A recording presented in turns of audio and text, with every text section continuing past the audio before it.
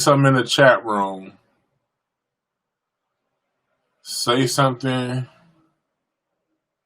Show. Say something in the chat room if y'all hear me. Say something in the chat room if you hear me. God damn, it's loud back there. We about to do a history of rebellion. Come on and fill in the chat room so we can talk. Shouts out to everybody on YouTube. Shouts out to everybody on Facebook. Trying this Restream app for the first time.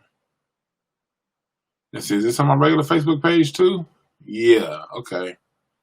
Okay, yeah, we on Facebook. All right. Say something in the chat room so I know this damn Restream thing is working. YouTube, all y'all. Supposed to be all working together. Anyway, we about to do a history of rebellion. Why rebellion works. Why rioting works. Why looting works. I've been seeing like a whole bunch of people going around talking about you destroying your own neighborhood. Oh, what up, Rich? Okay, so the chat is working. What's up, Rich? What's up, Titus? What's up, Kendra? All right, cool. I'm doing this new app, and it goes to all my platforms at once. And so okay, cool, it's working. Okay, well, anyway, we're gonna talk about the history of rebellion because there's a lot of people going around saying, "Don't loot your own neighborhood. Don't sit down and be quiet, and don't ruffle anybody's feathers." We're gonna talk. I'm gonna give you some armor and ammunition to give back to these people because I understand why they say that. They say that because that's what we've always been taught. We've never been taught the successful side. We get taught by the people who don't want us to rebel, not to rebel. And people just repeat that. What's up, Al Green? So we're going to talk about a few rebellions that were very, very, very successful. I'm gonna share my screen, so y'all not going to see me too much while we're doing this talk. Y'all going to just be seeing images and shit. I'm ugly anyway. Y'all want to look at my fat ass anyway, so it's all good. Let's start off with talking about Bacon's Rebellion. Bacon's Rebellion was back in the 1600s. Basically, what this rebellion was, it was one of the first major rebellions here in the colonies of what became the United States. In Bacon's Rebellion, basically what was going on, the United States was going around trying to overtax people. And then Bacon was like, nah, y'all ain't about to do that to us. And you saw a whole bunch of black people, Native Americans, because you got to realize, the Native Americans were also dark-skinned. And you had the Native Americans, you had the former slaves, they all got together and they rebelled against England for taxing them too much. The rebellion was so good and so effective that, you know, the government had to listen and do something about it. And out of Bacon's Rebellion is where you get your first really racialized laws. Racism, like back then, you know, everyone wasn't shit. Either you were a white Anglo-Saxon Protestant or you weren't shit back then. They didn't have the different castes. They didn't have like white versus. If you weren't a land-owning white Anglo-Saxon Protestant, you were nothing. So whether you be white, whatever else you were, if you didn't own land, you wasn't shit.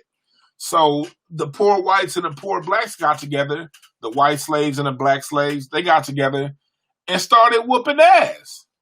I mean, beating ass to the point to where they had to go back to England and was like, look, these motherfuckers is kicking our ass. We got to do something. So what they did was they took feudalism, because racism is just feudalism turned on its side. England already had feudalism. You already had your noble class, your knights, your serfs, you know, the whole nobility system. They took that same system, flipped it on the side, and made it about race. And they color-coded the system of the feudalist system.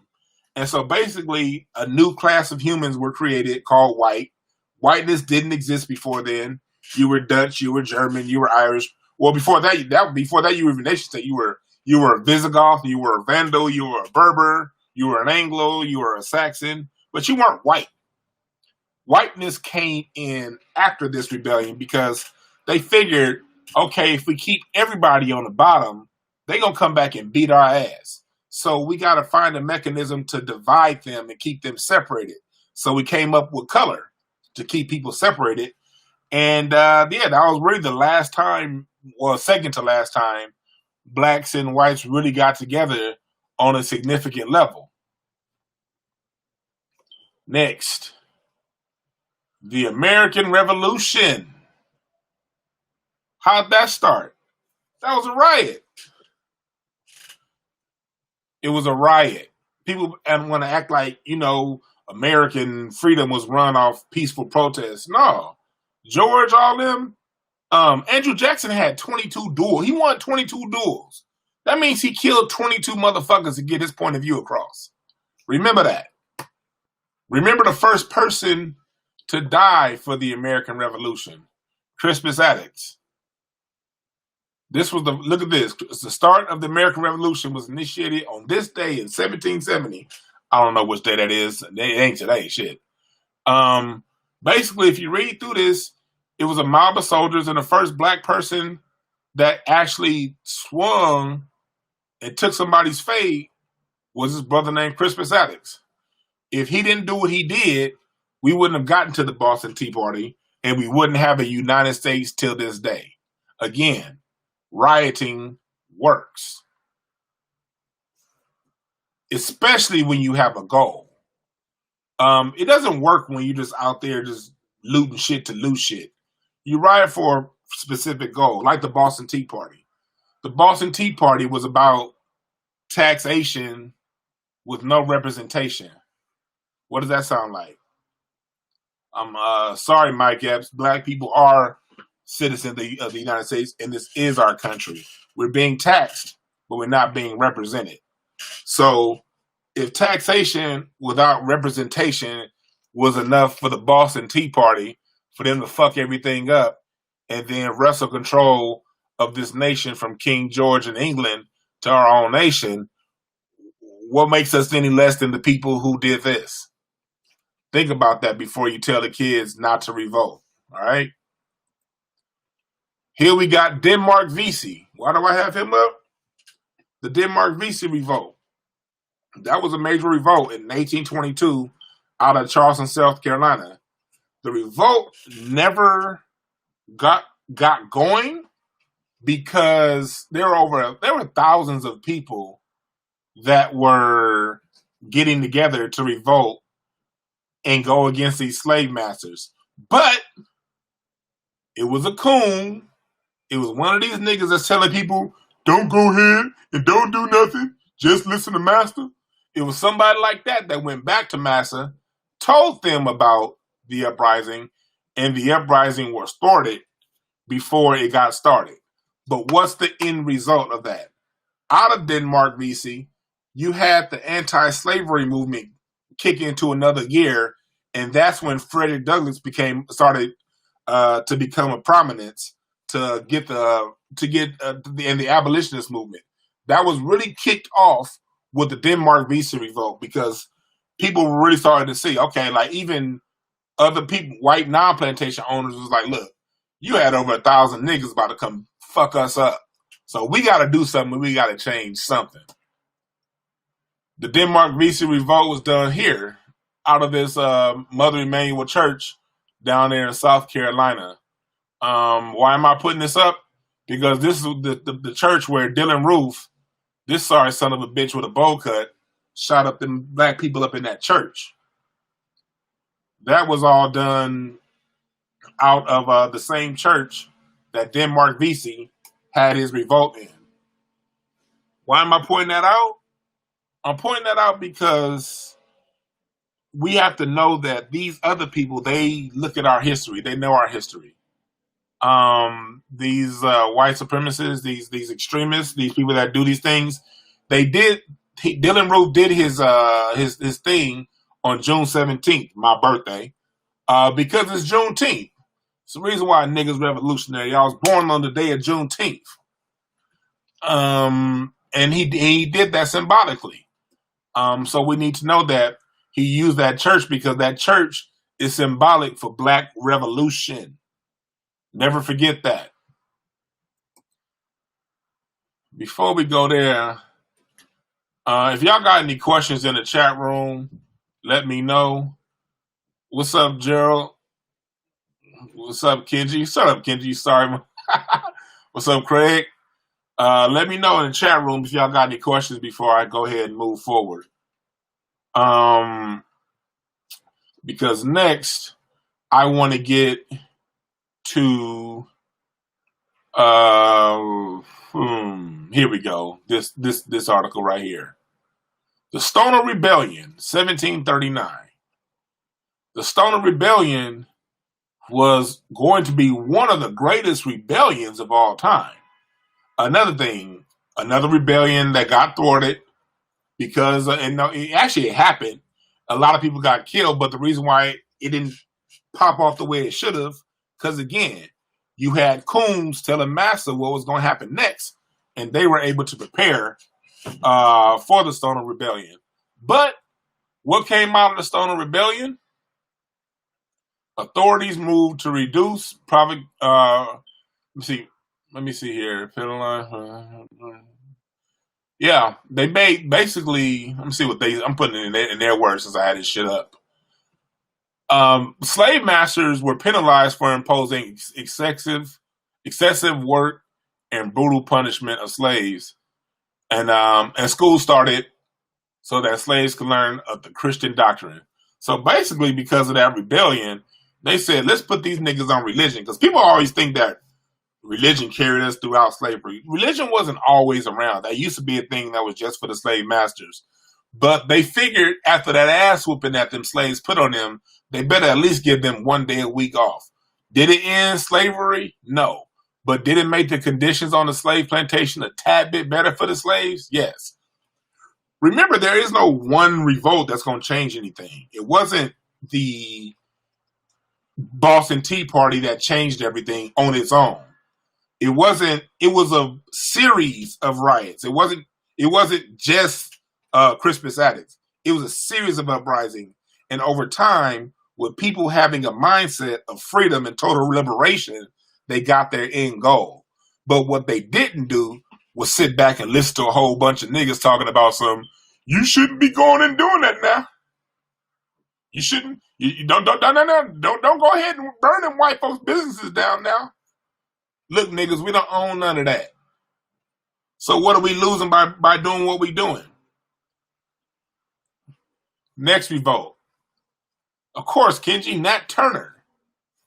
Nat Turner scared these motherfuckers so much. We don't even know where his body is. Well, actually, no, we do.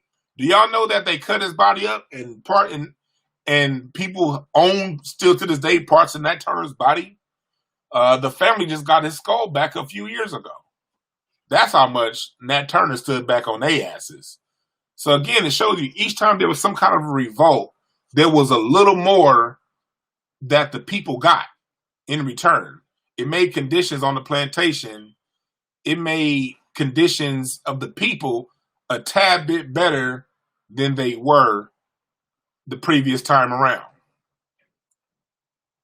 Next, we're going to get to John Brown. Showtime got a series coming out about him, and it's some bullshit. Because let's talk about what John Brown did. John Brown, what he did, his riot was where he took his own children, his two sons, and he raided Harper's Ferry. And they went up there to steal a whole bunch of guns and the armory. And he took his own sons on this revolt.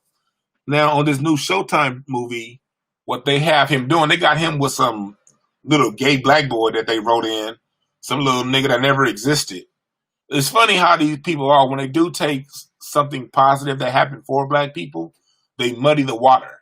Another thing they're doing is they're making John Brown look crazy. John Brown wasn't crazy. He just was somebody who got tired of seeing the bullshit. He got tired of slavery, and he picked up some guns and did something about it. Another reason why John Brown's raid on Harper's Ferry didn't exist was for the same reason why Denmark Vesey's revolt didn't happen, didn't pop off all the way. The same reason why we still dealing with the conditions that we dealing with right now. Somebody snitched on them. Somebody snitched. And so they was able to surround Harper's Ferry and capture John Brown, which John Brown said before he was lynched. He said, if I did what I did for white people, I would be considered a hero. But since I'm doing it for the Negro, I'm a terrorist.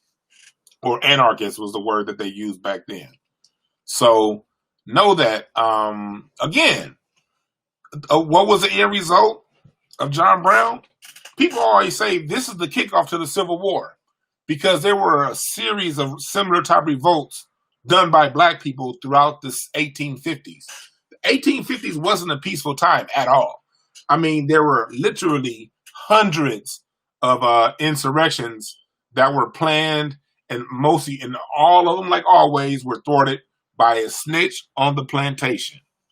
We got to remember, black people, those plantation snitches left the plantation, and they out here with us right now. People in Hollywood are the main ones. Next, let's go into the Watts Riots. Like I said, revolts are the reason why we got out of slavery. And in the Watts Riots was here in LA, you know what it was. They were beating niggas' asses like they always do. And people had enough. They burned things down. And I'm going to tell you something that happened. I found this out from my cousin Sam, who lives in San Antonio, former LAPD officer. He worked the LAPD from 1967 to 1987. And he told me something very interesting. He said after the Watts Riots, because if you look back in 1968, there was zero crime. There was only one murder in South LA, the whole city of South LA for the whole year. And I asked him why. He was like, well, a lot of those police officers that was starting shit after the Watts Riots, they transferred those officers out to the Valley and then brought in these Valley officers to LA. And then LA finally started hiring black officers. Remember the first black officer being the former mayor Tom Bradley, who had to go get a fucking law degree to become a police officer. He ended up becoming mayor, but that's the kind of hoops black people had to jump through before the Watts Riots. And they didn't hire many black people, but after the Watts Riots, they went down to the Nickerson Gardens, to the projects, and hired as many black officers as they could. So again, another example of an insurrection paying off for the people. Next, we got the 92 riots. We all know what happened here in LA with the 92 riots. In LA, I don't know if y'all know, get Ice Cube's death certificate CD. If you want to know what LA was like in 1991 before the riots, get the death certificate CD. It tells you everything about the conditions of this city before that, before the riots. And it told you a riot was coming if shit didn't change. On death certificate, you know, if you look at LA in the 80s, we had Chief Daryl Gates here. Daryl Gates was an oppressive regime. Do you guys know that the LAPD, Daryl Gates' SWAT, was the first SWAT unit in the country? And that's one way that the LAPD makes a lot of money was they charge other police departments around the country to come and teach them their ways, teach them how to run a SWAT department. All throughout the 80s, that's how LAPD made a lot of money, by training other police departments on their totalitarian methods of controlling the black population. SWAT team also had the Crash Unit. Crash Unit was a gang unit where they would just go around and just beat niggas' asses for no reason and keep pushing. It was a Gestapo unit. That Gestapo unit also had a tank. And that tank will run through and knock people's walls down. You'll be innocent, but it knock your whole wall down in pursuit of drugs. Well, those were the conditions. And then, so in LA, we had the Latasha Harlins murder. She was murdered by that Korean store owner. And then that store owner got only like 6 months probation. And then 6 months later, Rodney King, the officers got their ass beat up Rodney King and let him out. So what did the riot do? If you notice, the LAPD hasn't put their hand upside a nigga's head on camera in LA since Rodney King. You ain't seen not one baton come out. Whereas before Rodney King, the batons was a weekly occurrence. You ain't seen not near batons since then. Why? Because this, $1 billion in damage. How tense race relations cost LA $1 billion. Police officers and the mayors had to decide, is putting batons upside these niggas' head worth another $1 billion? They rioted in 1966, they rioted in 1992, and look like we rioting right now in 2020. Black people in LA don't go 30 years without fucking some shit up and things ain't right. So it put something on their mind when it came to the whole rioting thing. And so you got to let these were some of the benefits that we've had from riots. These are some of the tangible things that have come out of rioting. Another thing that's come out of the LA riots. If you was in LA before, like, first of all, we didn't burn our shit down. It wasn't nothing in the hood anyway to go to. If you was raised in the Crenshaw district, you did not go to the Baldwin Hills Crenshaw Mall because that mall never had shit anyway. You had to go to Fox Hills or the West Side Pavilion. If you was black in LA, you never went to, first of all, back then, before the riots, we didn't even have no Targets in LA. You had to go to Culver City to find a Target. The closest Target to the hood was way in Culver City back then. But since the riots burned shit down, they put their first Target in the hood on Century in between Prairie and Crenshaw in the year 2000. That was the first Target to come to the hood because we burnt that shit down. And before the riots, we were saying we need these shops. We don't need these gun stores. We don't need these liquor stores. We need some places we can shop that are stocked adequately, that we can do what we need to get done. The city didn't listen. Niggas have to drive way to Culver City to go to Montgomery Wards. Yeah, I'm bringing it back, Montgomery Ward. You know, niggas had to go to the way damn near the beach to find a decent Sears at the Santa Monica Mall because the Sears that was over at the Baldwin Hills Crenshaw Plaza only had one of everything. So we didn't burn down shit that we needed. We had to go to the West Side anyway for anything good. I was a fat kid. My mom had to go way out to damn Azusa for my grocery, for my shopping, my school clothes, because they didn't have fat sizes in the hood. So we didn't have shit. And what the riots did was it brought back Operation Rebuild LA. We couldn't get no black businesses. I have an uncle who had an eyeglass shop. He couldn't get his eyeglass shop opened up here at all in LA. He had to go way out to Monrovia in Arcadia to open up an eyeglass shop because the city of LA wouldn't. He finally got his eyeglass shop opened in 1996. Unfortunately, he passed away 3 months before it finally opened up. But it was over on 83rd and Vermont from Operation Rebuild LA. They finally started letting black businesses come back in LA after we burnt this shit down. My Uncle Michael would have never gotten his eyeglass shop back here in LA had the riots not happened. They didn't listen to him. They'd be like whining at businesses in the hood. Because of the fucking city planners won't let us open these businesses in the hood. But they did after the riots. I want y'all to know that. So why am I saying all this? Let's close this out. Let's talk about what this really is. Let's get down to the business right here. Let's get down to what they see, what they know about us, and why they keep us all locked down and shit. Where is that? The Moynihan Report. January 16th, 1970. This report is something that you guys can look up for yourself. If you see here, it's on. You see the title right there. I have up there. Look at the website Nixon.gov. If you go to Nixon.gov, NixonLibrary.gov, you can pull this up. Throughout the 60s, black people were rioting like a motherfucker here in this country. You know, this is where they come down and they want to tell you that we shall overcome is what won us our rights. No, the fuck it didn't. They listened to we shall overcome because of the pain that black people were putting on this nation, in this nation's pockets throughout the 1960s. You see here, they're talking about black employment rate and black.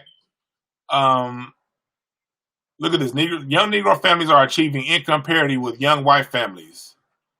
Outside the South, young husband-wife Negro families have 99% income for whites. For families by males 25 to 34, it showed that during the 60s, the income gap was finally like coming together. You see here is showing that throughout the 60s, basically what this is saying is, this is when Detroit was popping. This is before NAFTA. This was before immigration. This is back basically when everyone could get a job if they moved up north and or to here to California with the auto industry, somewhere in the manufacturing industry. And it's basically saying here, look, in the first part of the report, it's saying when black people get what we need, the education gap is about the same. There's no real gap. And we're for the most part, a very peaceful people when we get the shit that we need. It goes into talking about how, one of the problems that we had back then of single parent households, which was exacerbated by the Democrats and the whole welfare program. The welfare program made sure that we kept men and women, black men and women separated, and kept that income gap to keep us all fucked up. So basically, if you go through, I'm not going to read the whole report. If you go through this thing, it's basically saying the reason why black people were messing things up and burning things down back then. Look at this. It relates to some fires in the black slums peak in July and August. Hey, remember that. I'm glad I read that part. Black people, we always turn up because in the summertime, we got that melanin in us. So when that sun hit, we be like, nigga, let's go. So if you notice, when these riots happen, it's always in the middle of summer. And August is just a big month for us as black people. That's Biddy Mason. So many black legends were born that month. So many black insurrections happened in the month of August. And it says that right here. The urban riots of 1964 to 1968 could be thought of as epidemic conditions of an endemic situation. What's the endemic situation? Social alienation. Basically racism. Us being thrown away and put in the ghettos. When you put people into these ghettos, these created environments that are resource deprived, they're going to do shit that's not constructive. That goes for all these black on black crime niggas. For people that be like, what we need to do is stop killing each other, and what we need to do is build our own. Look, the government's telling you right here, Nixon administration, fool, y'all doing that shit because we making it that way. And remember, it's never all of anyone doing the killing. It's just a few. It's always just a few. Man, Kenji. Hey, man, shouts out to Kenji. Kenji Thomas built my Hotep-ish website. That's a cold motherfucker. That nigga, Kenji, you somebody I look at as an inspiration, man. Somebody that went through the process and went through the jail system, went through that whole system, got out that shit, taught yourself a skill, and opened up a business. Now your business is independent from the system. That is the vision right there, to get your business and get your income straight to where you're independent of the system. That way racism can't rear its ugly head on you as much as it can those of us who are dependent on the system for our daily bread. Basically, here it is. The black, it's acknowledged that the black population is a problem. It's also acknowledged that they're a long way from solving it. You know, they talk about how they're a long way to solve it. But look at what they say. Here's the reason why I brought that up. This is the main part of the benign neglect policy I want to get to. The time may have come when the issue of race could benefit from a period of benign neglect. The subject has been too much talked about. The forum has been too much taken over hysterics, paranoids, boodlers of all sides. We may need a period in which Negro progress continues and racial rhetoric fades. Let's skip down.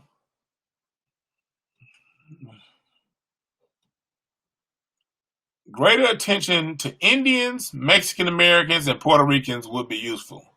A tendency to ignore provocations from groups such as Black Panthers might also be useful. The Chicago police raided the headquarters into the culture and the black middle class. You perhaps know the Society Times, blah, blah, blah, blah, blah. Read that. Basically, as you read that part of the Moynihan report, it's telling you, the reason why I pointed that out is because if you go back and look at them hacked emails that Hillary had back in 2016, she says, not just Hillary, it's the whole DNC. It says meeting with Black Lives Matter and Black people, basically offer them nothing, give them no substance, and prioritize minority rights. This here is when they started to bring in I realized back in 1965 is when they had the Immigration Act that started to bring in more people from outside the country. So the strategy was, instead of promising all these niggas something, let's back off and let's start using minorities and start giving preferential treatment to the newer immigrant classes, basically as a way of keeping us on the bottom of the social order. Remember, going back to what I said earlier, racism is feudalism flipped on its side. Back in feudalism, if you were a serf, you never can come out of being a serf. The black class is a serf and the peasant class. If you were a serf or a peasant in feudalism, that's all you ever were. You were born a serf, you die a serf. You were born a peasant, you die a peasant. You're born a noble, you die a noble.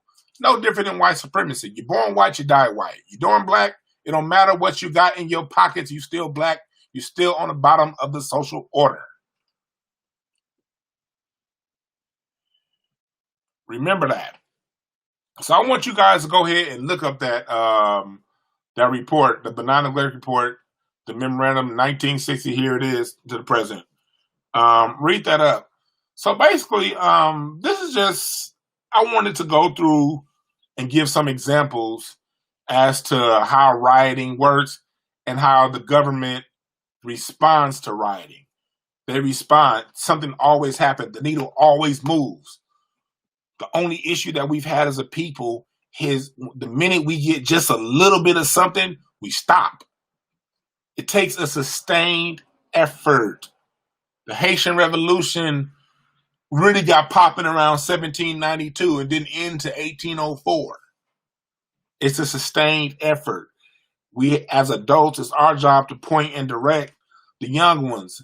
Our little kids that want to be in gangs, that want to be thugs, ain't nothing wrong with that. Let's just have them thug. Let's as adults come together and have them thug in the right direction. That's our warrior class. See, it's something that the Italians do that we don't do. The Italians, in their whole mafia setup, they'll see the little thug kid who may not be the smartest, but he's muscle. That kid is going to align with the smart kid because the smart kid is going to have the business opportunities. Because for every business person that you have that makes money, you need a security force to come behind it. Black people, we're in this illusion and we think that we're going to build some stuff and nobody's going to come take it. The reason, the main problem that Black Wall Street had was Black Wall Street didn't have a gun shop. We have to know whatever we build, we have to protect because we're dealing with a group of Europeans who treat each other that way. We're living in that world. It's not, yes, it is racist. Racism does exist, but you got to understand some of these conditions of racism that exist were going on in Europe. This is how they treat one another. In Europe, when you're raised in the snow, in the ice, when you only got 2 months a year to grow your shit, if your crop don't come in, you're going to have to steal somebody else's if you plan on living. Those are the social conditions of Europe. Scarcity. There's an old European saying, and that European saying is, if you see your friend chasing a pig, don't help your friend kill the pig. Wait till your friend kills the pig and then kill your friend and eat them both. That's an old European saying. That's who we're dealing with. Black people, we come from Africa. We come from here in America, indigenous America. when you can wake up and pick breakfast off of a tree. So we don't understand that scarcity mindset of the people that we're dealing with in this country. And we have to know, like what Dr. Sheikh Anta Diop said in his book, African Civilization, Myth or Reality. We have to know that we're different kinds of people.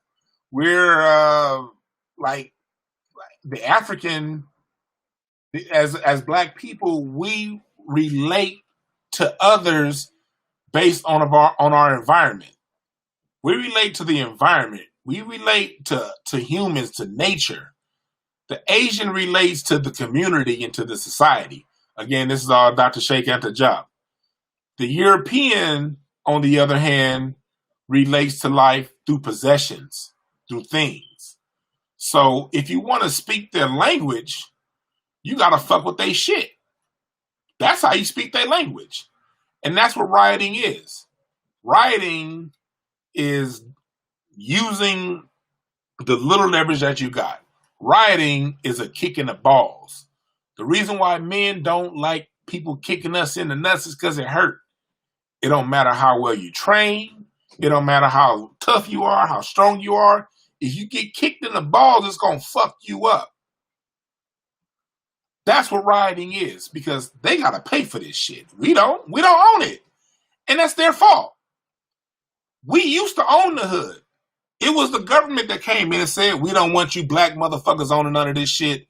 So we're going to do things to kick you up out of your stuff and import a whole new class of people over here to replace you and run your neighborhood. That was their decision. So if they want to make decisions like that, they can pay for it when they decide, when the people that live in this occupied regime decide to burn the motherfucker down. But yeah, these are two books that would be good for you to get on why and how the different groups live. Civilization and barbarism. We're black people. We come from civilization. We come from the barbars. We have to remember that the Europeans that we deal with, I'm not saying all of them are bad. And I don't even like saying that part, because we know all of them ain't bad.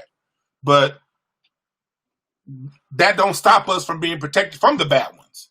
You know, we have to assume, and the ones who are better, they'll prove themselves. And mind you, the white folks that are cool, they don't even get offended when I talk like this. I know a bunch of cool ass white folks. They don't get offended when I talk like this. Why? Because they know it's real. The ones who get offended are the ones who are racist and don't like your black ass anyway. So what you scared of? So I want you guys to remember that. They come from they were the barbers. They were the Vandals. Quick little history lesson, and I'm going to get up out of here because I don't want to take up too much more of y'all time. When it comes to names, African tribes, the Native American tribes here in America that were dark were the Folsom, the Mojave, the Seneca, the Algonquin. It's hundreds of tribes, the Iroquois.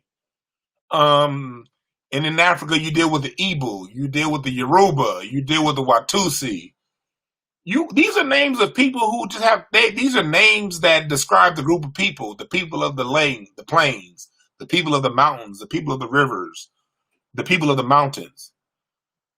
Listen to some of the tribes of Europe, the barbarians, the Vandals. Do y'all know, what does the term vandalism mean? What is ism? Ism is the act of. What is Vandal? Vandals, a tribe out of Europe. The Vandals were two of the tribes, or some of the tribes that was in part of the Holy Roman Empire. You have the Vandals, you have the Visigoths, and that's where you get the term Gothic from. And they call them Gothic because the Visigoths, the Gothics, they took over the castles in Moorish Spain. Because you got to remember, from 711 to 1492, black people from Western and Northern Europe controlled the south of Europe, Spain and France. They could have gone further, but it's too fucking cold up there. You know, niggas don't like cold weather, so we stayed down where it was warm. And if you look, there are castles all across Europe. And one of the biggest castles is the Alhambra. I'm about to pull this shit up right now to show y'all just a quick little image of this Alhambra castle that still exists to this day in Spain. Hold on. Well, anyway, I'm gonna keep talking while I pull this up. Europe, black people controlled Europe, controlled the south of France, controlled Spain during that time, and they brought education, they brought artistry, they brought math, they brought Roman numeral numbers, they brought universities. The first university in Europe was the University of Salamanca in Spain.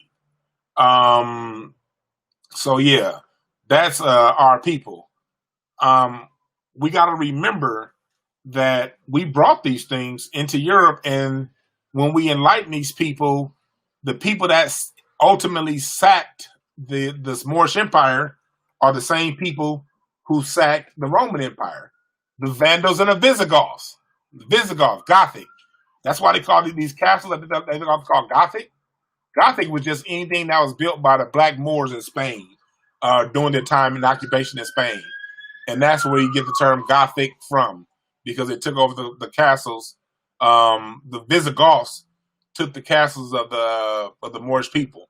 But look at this shit. This is the Alhambra. For those who live in LA, it's a city called Alhambra, California. It's named after this big ass castle in Spain that was built by black people over 1,000 years ago. Look at this shit, man. You see this? That's us. Versus the Visigoths and the Vandals. The people who have the term vandalism coined after them. So remember that when we're talking about riots. And hell, if we're going to talk about riots, how did the Moors lose their position in Spain? 1492, the Spanish Inquisition. If you want to talk about a fucking riot, think about the running of the bulls. The running of the bulls was symbolic of the black people being run out of Europe. That's why you have that whole little bullshit ass celebration every goddamn year in Spain, where they have a bunch of black bulls and people wearing white.